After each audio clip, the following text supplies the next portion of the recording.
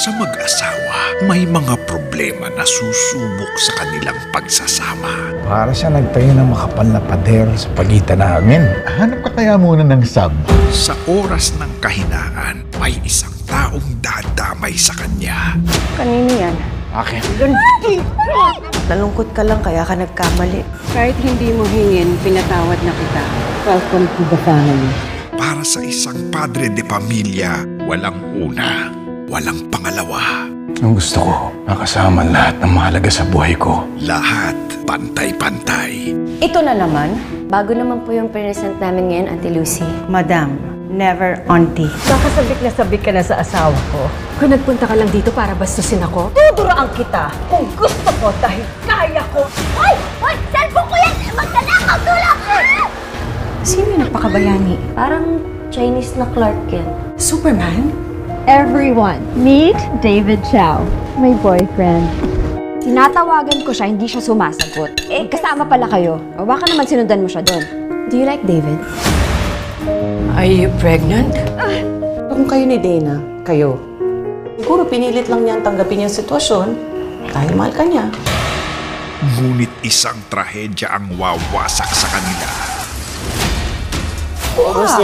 She survived. She's still unconscious. Sana gumising ka na, Archie. Paano kung muling maulit ang pagkakamali ng nakaraan?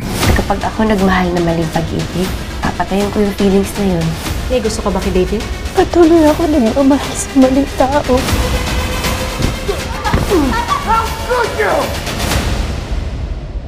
Ngayong Pebrero, magsisimula ang engranding teleserye Nagigising sa Hapon Mo. Pinagbibidahan ng mga pinakamalalaking bituin. Kim Chiu, Yam Concepcion, Zian Lim at sina Yula Valdez, Sunshine Cruz, Shasha Padilla, Rufa Gutierrez at Mr. Christopher De Leon. Sa direksyon nina Jeffrey Jaturian, Jerry Lopez Sineneng, Andoy Ranay. Huwag ka lalapit kay Dana. Bawal sa kanya marumi. Tira mo yung buhay ko! Umalis dyan!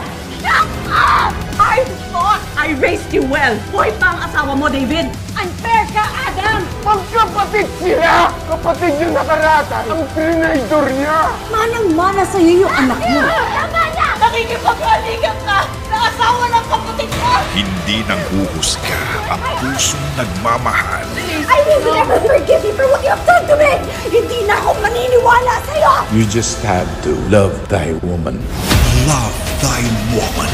Malapit na sa ating ABS-CBN. It's time for my son to know his father.